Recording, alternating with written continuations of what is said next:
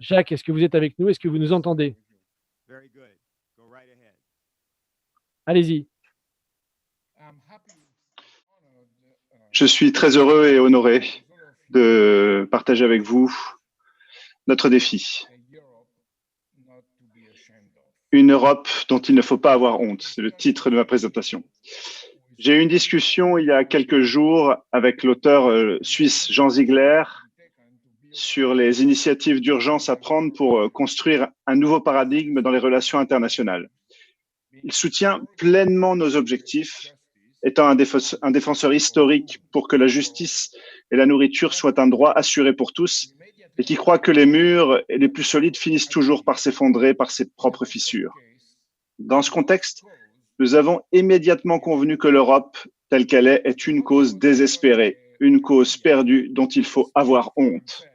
Les soi-disant hotspots en Turquie et en Libye, en fait, des camps de concentration où la faim et les pandémies menacent, parlent d'elles-mêmes contre nous.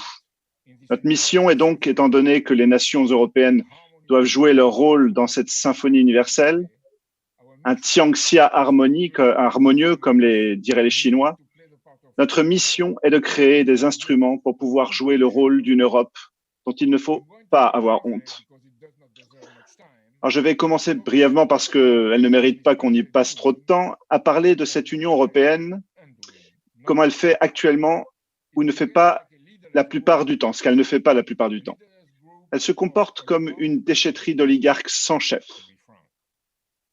Les récents conseils européens prouvent, malgré l'absence du Royaume-Uni, que le même esprit du diviser pour mieux régner et de soumission à la dictature de l'argent prévalent totalement. Pour sortir de ce gâchis méprisable et autodestructeur, nous devons éveiller en nous le meilleur de nos traditions culturelles et économiques, pour l'avantage de chaque nation européenne et pour toutes les autres nations du monde.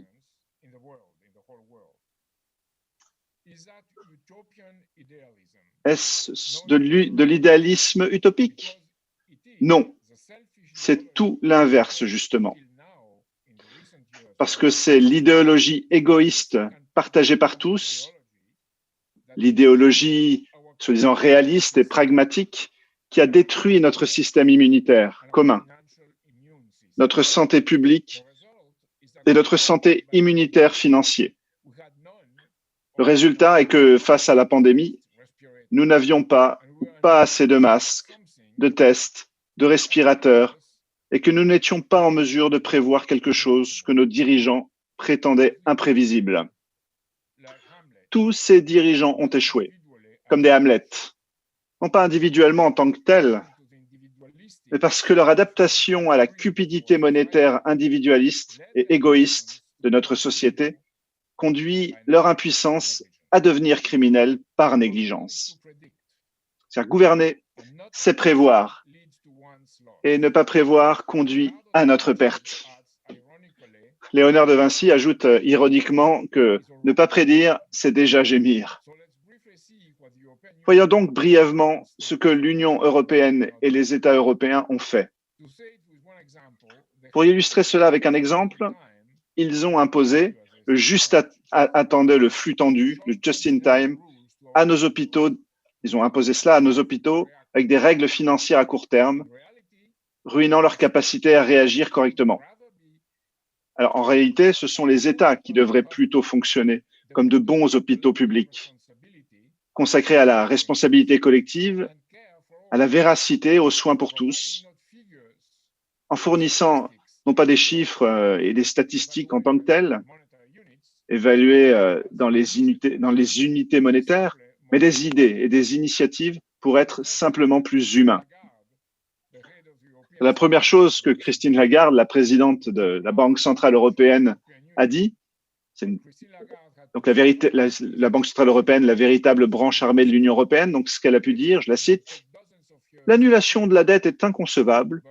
Peut-être qu'il faudra des dizaines d'années pour la payer, mais elle doit être remboursée. » Puis comme le font les États-Unis et le Royaume-Uni, l'Union européenne et les États européens jettent l'équivalent de milliards et de milliards d'euros, en partie pour sauver les producteurs et aider les consommateurs à s'endetter davantage pendant cette pandémie. Mais la plupart est d'insuffler plus d'argent addictif dans les circuits financiers de l'oligarchie. Pour simplifier les choses, ils redistribuent des impulsions électroniques, appelées argent, pour principalement éviter une faillite de l'ensemble du système. Il ne s'agit plus d'une économie de marché, mais d'une économie de marché sans marché, où tous les croupiers et les joueurs continuent de jouer avec des jetons et des billets virtuels distribués par les banques centrales. Soyons précis. La Banque centrale européenne était obligée, par ses propres règles, de racheter des titres de banque, mais seulement ceux qui bénéficiaient d'une bonne cote. Cela signifiait des obligations d'État ou des obligations triple A ou des A de première qualité. Maintenant, elle a décidé de son propre chef de racheter des dettes à haut rendement, c'est-à-dire des obligations pourries ou celles qui correspondent à des causes perdues.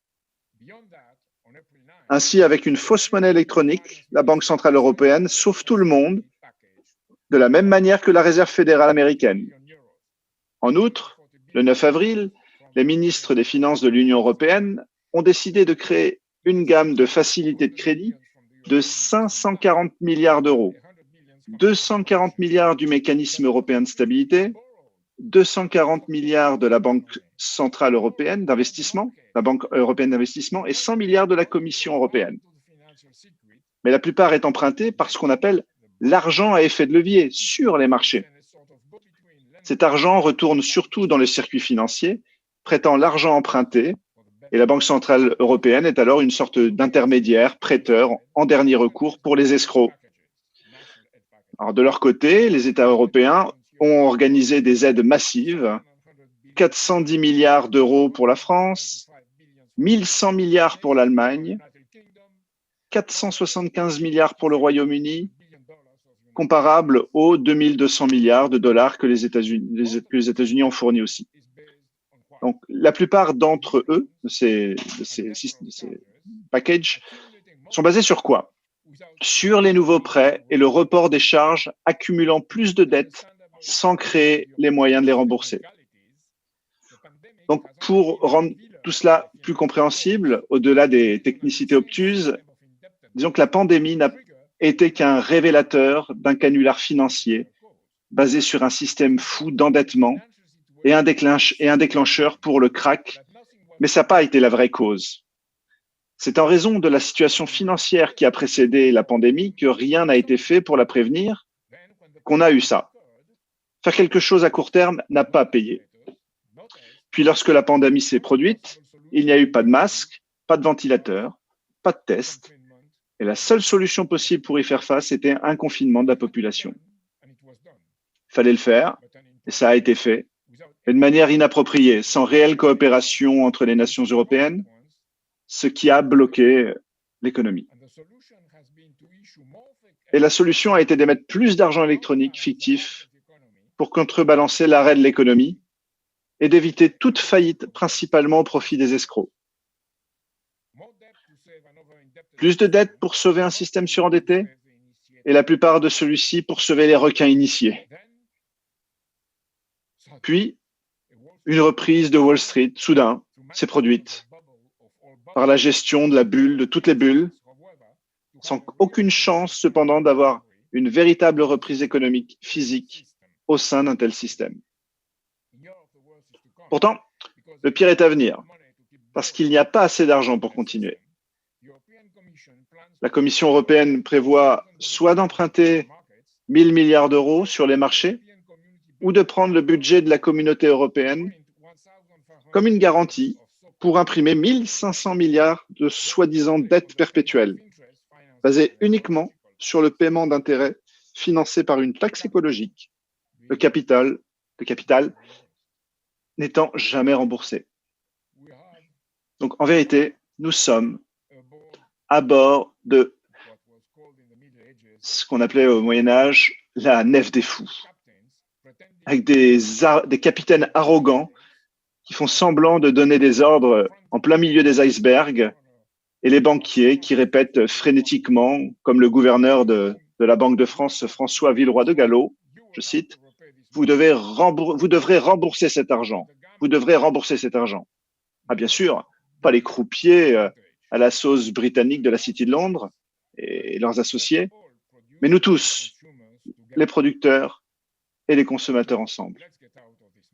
Donc là, il faut vraiment sortons de ce pétrin. Cette Union européenne et les chefs de ses États membres sont un véritable gaspillage oligarchique. Reconstruisons avec l'esprit qui a prévalu pendant les années des Trente Glorieuses de la reconstruction européenne après la Seconde Guerre mondiale pour faire mieux, car il est nécessaire de relever le défi. Donc, le point de départ, c'est que le meilleur antidote contre toute pandémie est la coopération internationale. Cela signifie la solidarité humaine pour construire un système gagnant-gagnant, comme le président chinois l'a défini dans beaucoup de ses discours. L'Union européenne, et plus généralement les États de l'Ouest de notre hémisphère, suivent malheureusement une direction opposée. Preuve en est la lutte répugnante entre les États pour acheter les masques, qui leur manquaient en raison de leur politique égoïste, et aussi l'incapacité individuelle de comprendre quand on est disponible, pourquoi il est nécessaire, quand ils sont disponibles, pourquoi il est nécessaire de le dire, non pas pour sa protection, mais pour protéger les autres de nos projections. Non, pourquoi il faut le porter. Ces deux choses montrent que le concept de l'avantage d'autrui, qui a été la fondation de la paix entre les nations dans les traités de Westphalie, et qui correspond au principe confucéen que ce que vous faites pour les autres est ce qui vous amène sur le chemin du règne, ce concept fondateur de la civilisation. Donc ça a été en quelque sorte, cette idée-là a été en quelque sorte perdue dans notre Europe du XXIe siècle, cette idée d'avantage d'autrui. Notre mission n'est donc pas seulement de faire pour l'autre tout le bien qu'on voudrait qu'il nous fasse, mais de créer les meilleures conditions pour elle ou pour lui de créer le bien pour tous, de créer les conditions pour chacun, pour que lui-même crée le bien pour tous. Il est à noter dans ce contexte que la Chine, la Russie et Cuba étaient les nations qui sont venues aider l'Italie, tandis qu'en France et en Allemagne, et d'autant plus aux États-Unis, de nombreuses voix égoïstes ont dénoncé cela comme une opération de propagande, même si leur propre pays avait fait si peu. Donc, deuxièmement, vient l'engagement implacable de dire la vérité, qui est symbiotique avec l'avantage d'autrui. Nos officiels européens sont devenus des menteurs. En France ou aux États-Unis, par exemple, parce que nous n'avions pas été en mesure de produire ou d'acheter suffisamment de masques, nous avons d'abord prétendu qu'ils n'étaient pas nécessaires. La porte-parole du gouvernement français a même affirmé qu'ils étaient trop difficiles pour nous, profanes, de les porter, et même pour elles. Ce type de mensonge ne doit pas être blâmé comme une caractéristique typique de cette femme arriviste, mais le résultat d'un monde financier où le mensonge est considéré comme un geste d'intelligence pour gagner au détriment de tous les autres. Le mensonge est devenu un art pervers. Donc, troisièmement, si vous regardez le monde et les autres en étant inspirés par un engagement envers la vérité et le bien commun, on peut tout à fait anticiper, contrairement à ce que tous nos dirigeants occidentaux disent au sujet du coronavirus. En fait, c'est encore pire. Ils prétendent qu'il était impossible d'anticiper quelque chose d'inattendu, alors qu'ils accusent le gouvernement chinois de ne pas avoir anticipé l'importance de ce qu'ils ont eux-mêmes manqué. Pire encore, il y a une campagne, comme ça a été dit avant, pour faire que la Chine soit le bouc émissaire, pour poursuivre la Chine en justice et lui faire payer de lourds dommages.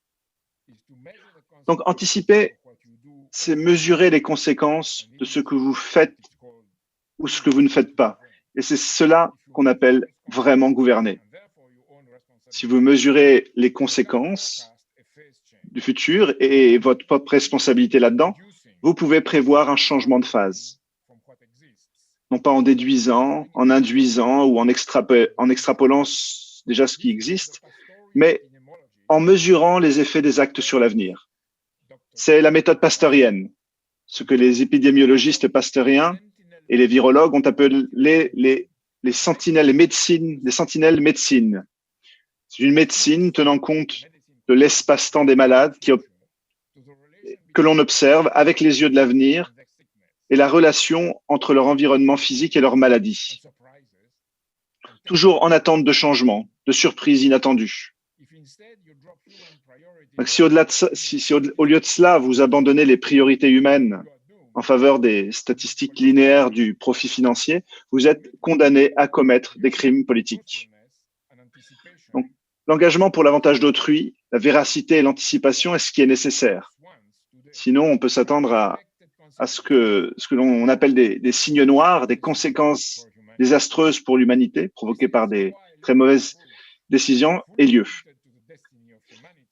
C'est pourquoi Lyndon LaRouche, pleinement attaché au destin de l'humanité, a pu prédire les conséquences désastreuses du découplage du dollar et de l'or le 15 août 1971, ce qui a inauguré une ère de déréglementation financière et morale qui conduirait, si rien n'était fait pour changer la direction de la société, aux pandémies mondiales.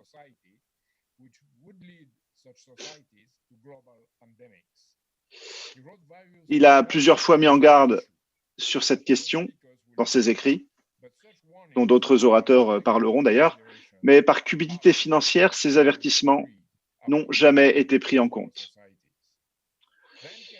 Puis vint le consensus de Washington, un accord de puissance occidentale visant à contraindre les États non encore développés à rembourser leurs dettes au détriment de leurs projets d'infrastructure, de santé publique, d'éducation et de transport, une dette beaucoup plus élevée que l'argent prêté en raison d'une accumulation d'intérêts composés.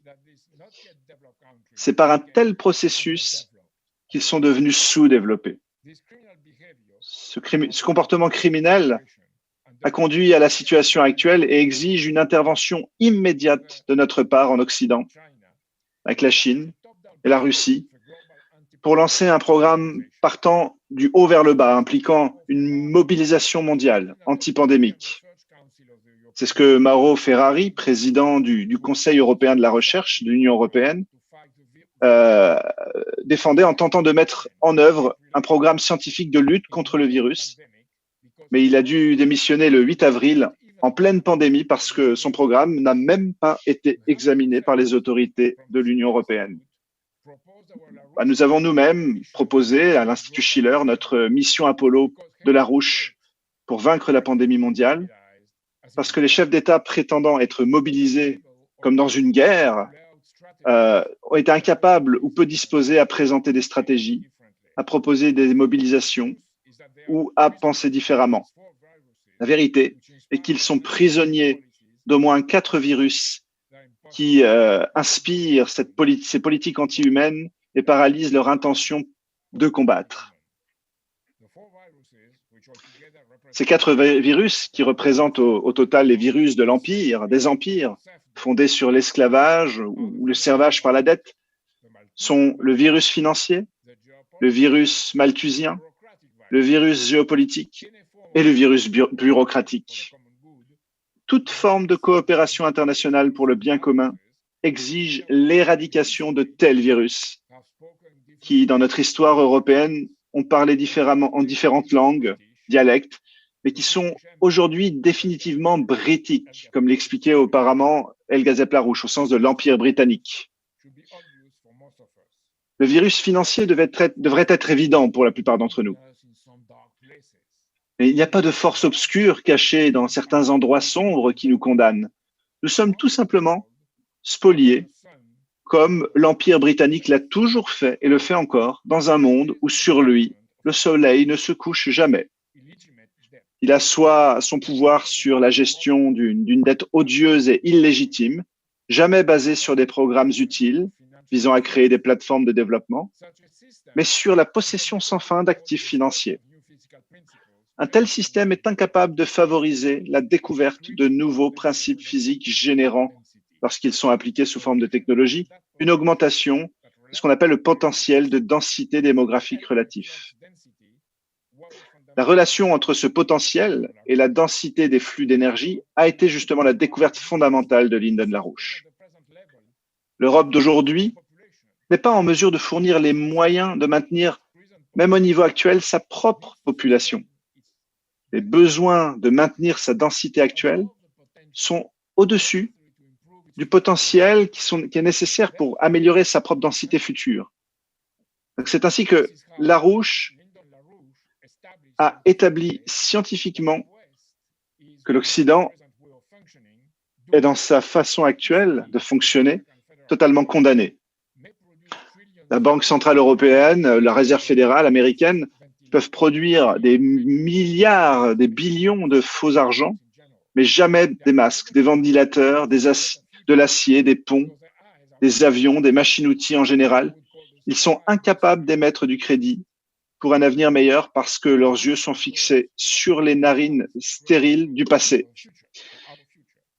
pas sur l'esprit de ceux qui, dans le passé, ont créé les conditions pour l'avenir. Le deuxième virus, c'est le malthusianisme, l'expression sociale du virus financier. Il est basé sur le soi-disant fait que le monde est composé de ressources limitées et que la production de plus en plus dans une proportion arithmétique, tandis que la population, oui, que la production et les ressources sont dans des productions, augmentent dans des proportions arithmétiques, tandis que la population augmente d'une manière exponentielle, géométrique, et que ça ne peut conduire qu'à l'épuisement total des ressources. Comment? Comme un virus, comme une métastase cancéreuse qui est exactement ce que le Club de Rome avait dit sur nous les êtres humains. Par conséquent, pour eux, les humains doivent réduire leur consommation et leur reproduction pour s'adapter à des ressources limitées. Est-ce que ça pourrait être vrai? Oui, si le monde était défini comme un ensemble relativement fixe de ressources, produisant des ressources limitées. Oui, le monde de l'oligarchie financière est ainsi. Pour eux, l'univers est anthropique, régi par la deuxième loi de la thermodynamique, ce qui est vrai dans un environnement fermé, socialement, encore une fois, environnement défini par les règles de l'oligarchie financière. Mais le véritable univers, dans son ensemble, est différent. Il est en expansion continue. Il n'obéit pas à la deuxième loi de la thermodynamique, uniquement valable dans un système fermé, verrouillé. L'être humain est en accord avec la loi du développement de l'univers, étant humain en raison de sa capacité créatrice. Il élève au niveau de nouvelles ressources ce qui était gaspillé à un stade de développement relativement inférieur. La fondation même de la science est cette capacité, au-delà de l'induction, de la déduction et le principe aristotélicien de non-contradiction, de trouver des solutions aux problèmes existants, comme Einstein l'a dit, avec un mode de pensée d'une forme plus élevée que celle qui a généré les problèmes existants antérieurs. Il est vrai que la science authentique est anti-anthropique. L'Europe, en ce sens, est devenue un problème en soi, une boîte anthropique pleine de bureaucrates.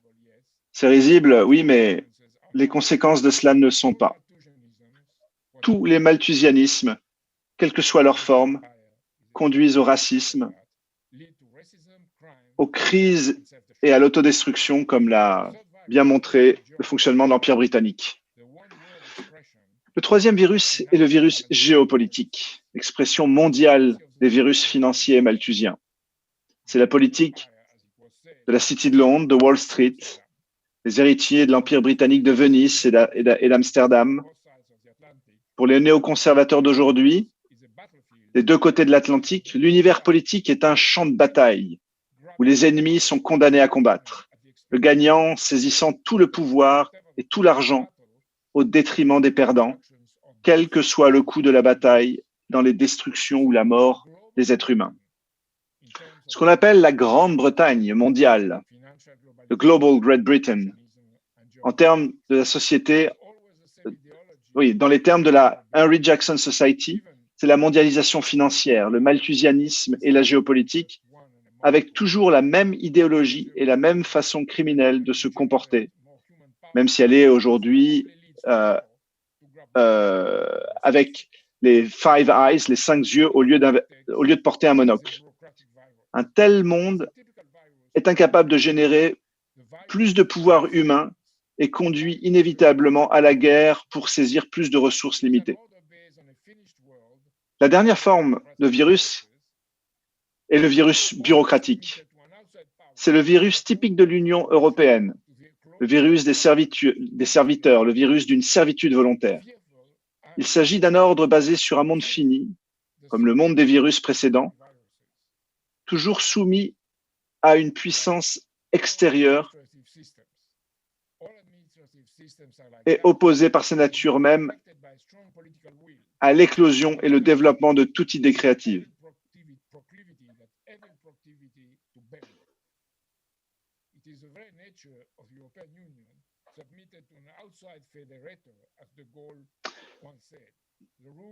Tout système administratif, s'il n'est pas dirigé par une forte volonté politique, devient accro à cette propension maléfique à se plier, à se soumettre. C'est la nature même de l'Union européenne, soumise à un fédéralisme extérieur, comme De Gaulle l'a toujours dit, d'ailleurs l'a dit un jour, la règle de la forme anglo-américaine de l'Empire britannique, avec un partenaire européen junior et un dollar international. Non pas la monnaie de la nation américaine, mais celle des marchés mondiaux, des hommes qui volent le monde, comme décrit d'ailleurs avec précision Nicholas Jackson dans son bouquin.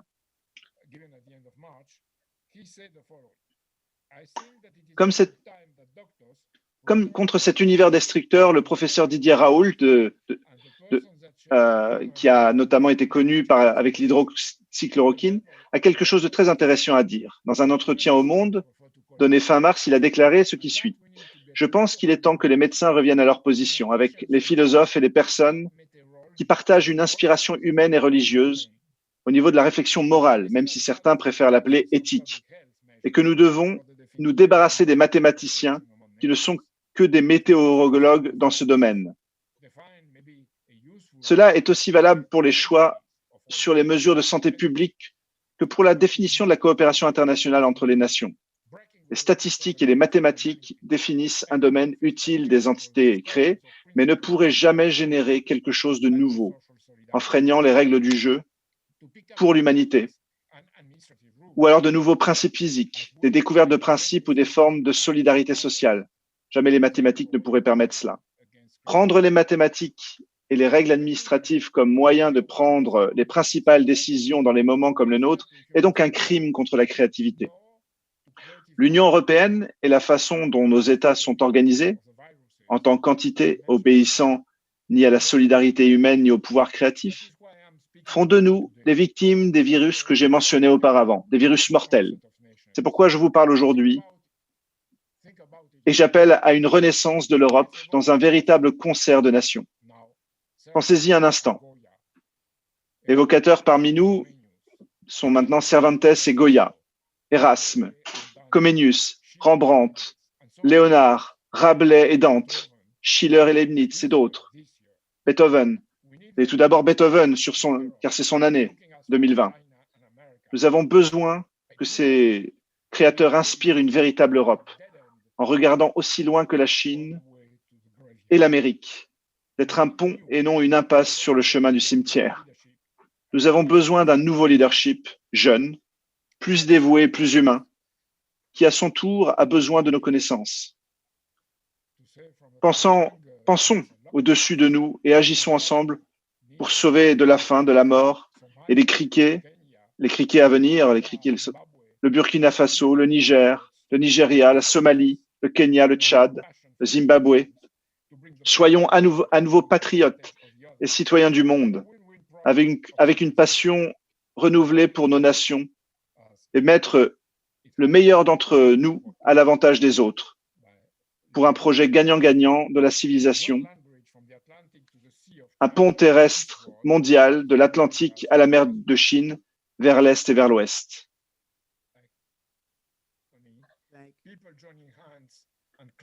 J'entends des gens en France se joindre en applaudissant sur les balcons pour exprimer leur solidarité avec nos soignants. Mais les soins pour nos nations, nous les appelons les 4 lois de Linden-Larouche. Beaucoup d'entre nous vont parler de ces lois d'entre nous parmi les panélistes vont parler de ces lois pour promouvoir et nourrir la créativité humaine contre tous les abus. Ce n'est pas un code ou une formule à répéter, mais se redonner un pouvoir pour nous défier et entrer dans le vrai domaine de la pensée de la noosphère.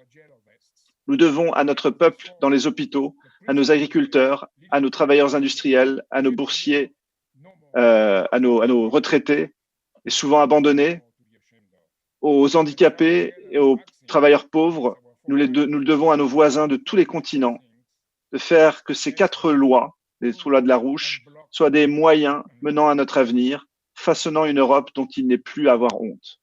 Trouvons ensemble les vaccins contre nos 4 virus pour accomplir de grandes choses et déverrouiller ce système. Merci.